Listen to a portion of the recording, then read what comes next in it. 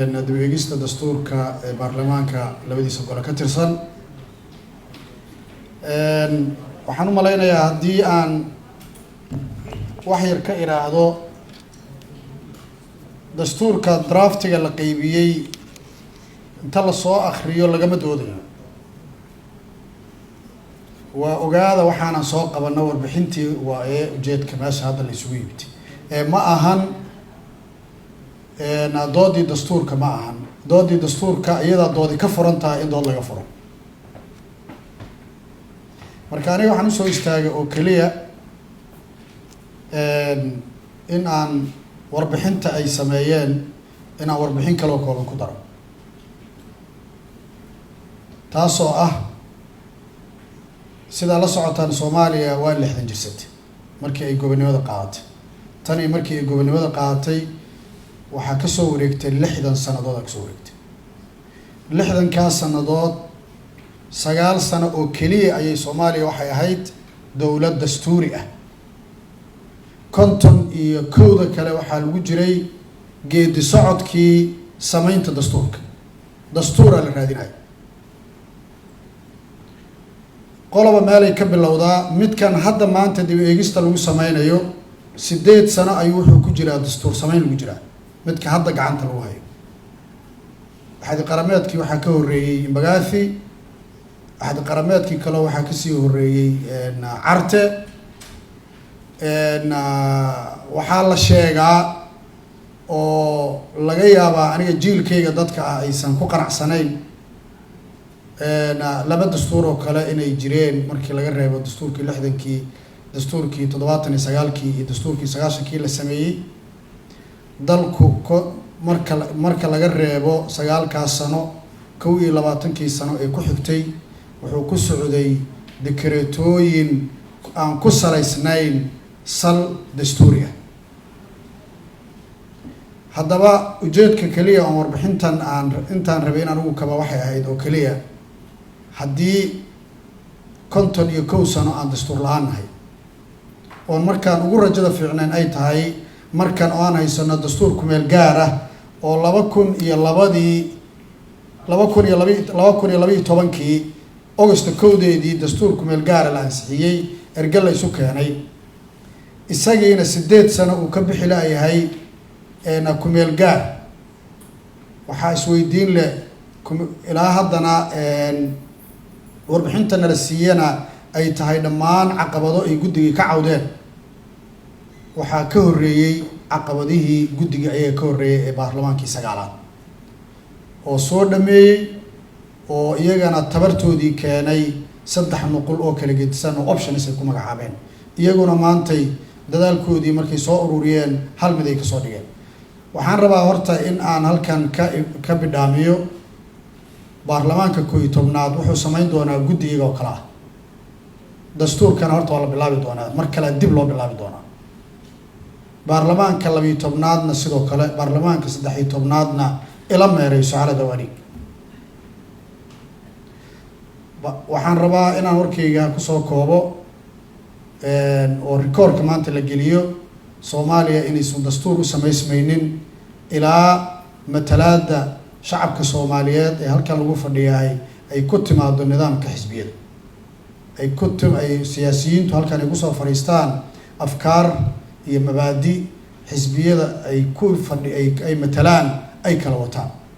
laakiin inta lagu fadhiyo matalaada reeraha lagu fadhiyo matalaada qabiilka lagu fadhiyo dastuurka sameyntiisa go'aankiisa waxa iskale qofka ugu tun weyn reeraha Soomaalidu ay ka kooban yihiin ee dawladda ku heshiiyay qofka markaas ugu tun weyn isaga go'aanka iskale go'aanka malahan dadka Soomaaliyeed ee shacabka go'aanka malahan maxaa yeelay warbixinta halkan ay ka jeediyeen waxaa diiday hebel waxaa khilaaf siyaasadeed ka jira aniga inta aan ogahay madaxweynaha jamhuuriyadda guddiga sameynta dastuurka waxa uu la kulmo oo kaliya 2 goor ma 2 goor ka badan ay la kulanteen 2 mar ay la kulmeen rikoorkayga aniga dheerigayga intaas ku qor waan ogahay ra'iisul wasaarahana iska badaaba waligiisa leeyis dastuur maskaxdiisa kuma soo dhicin iyo maankiisa intaba yaa samaynaya dastuurka marka dastuurka laanta fulinta aysan diyaarka u ahayn yaa samaynaya waxaa intaa dheer maalintii dastuurka Soomaaliyeed ee jamhuuriyadda lagu heshiiyey 1960kii dastuurkii la sameeyay waxaa ku midaysnaa jamhuuriyadda Soomaaliyeed loo yaqaanay labadii gobol ee goboladii Koonfureed iyo goboladii Waqooyi dastuurka meesha ka maqan waxaa kaloo meesha ka maqan goboladii Waqooyina meesha ka maqan yihiin Soomaali waxay bilatay iyadoo midaysan waxay 60 jirsatay iyada oo kala dhiman oo ay maqan yihiin goboladii Waqooyi sidee dastuur loo sameeynaya intii kale ee koonfurtuna dhiila iyo colaaday ku wada joogaan intii kalena dhiila iyo colaaday ku wada joogaan oo qodob markii la keeno mid uu diiday uu leeyahay ma rabo kan ma rabo yaa ka negotiate garaynaya dastuurka dalka khayraadka dalka mustaqbalka dalka midnimada dalka yaa ka negotiate garaynaya waxaa ka negotiate garaynaya xisbiyo qaran afkaar iyo mabaadi ku kala dhisan laakiin kama negotiate garaynayaan nin reer soo dirsadeen reeraha dadka matala oo codka reerka siyaasiga xambaarsane waa maaragtay waa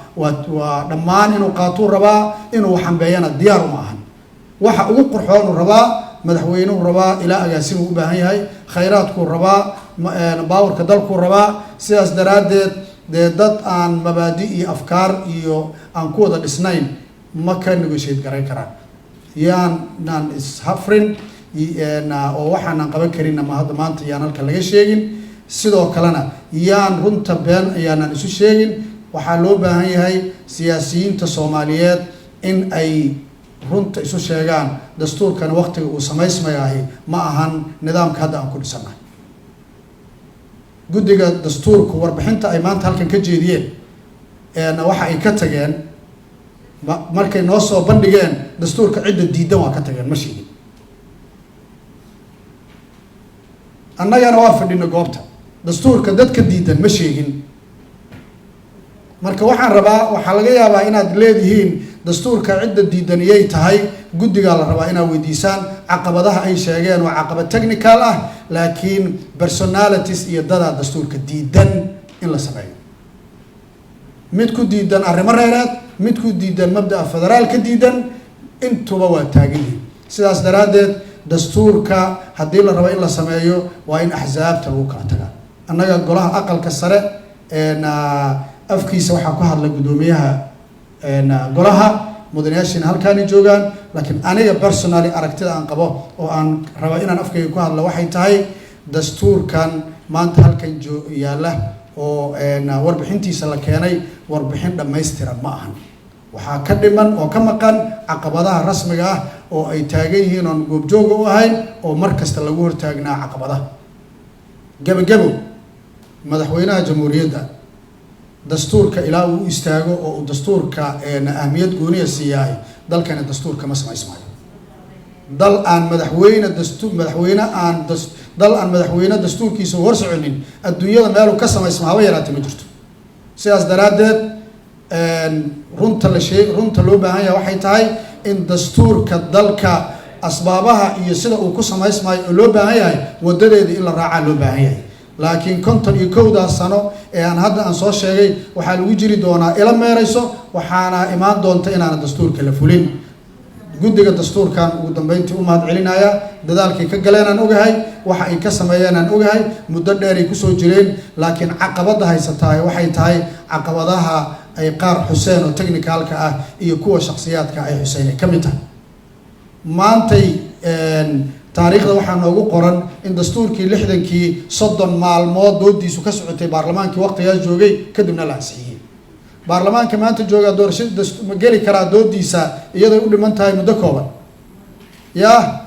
waa geli karaa haddii runta laga sheego waa geli karaa oo loogu talagalo si rasmi looga doodo oo la yiraahdo finalka iyaga iskale laakiin waa in dowlad goboleedyadii ka doodaan meelaha ayaga qusayso waa in baarlamaanku ka doodaa waa in maaragtay culimadiinka loo yeeraa waa in kuwan loo yeeraa maanta oo dhan yaa ka maqan ciddii hogaaminaya dastuurka mudanayaal aad iyo aad u mahadsantihiin aragtideeda waxaan kusoo gabagabeynayaa dalka dastuurka ma samaysmi doono ilaa midnimada dalka la xaqiijiyo oo ay matalaad rasmiya la wada helo matalaadaas oo ku dhisan mabaadi iyo afkaar nidaamka xisbiyada badana aad iyo aad u mahadsantihiin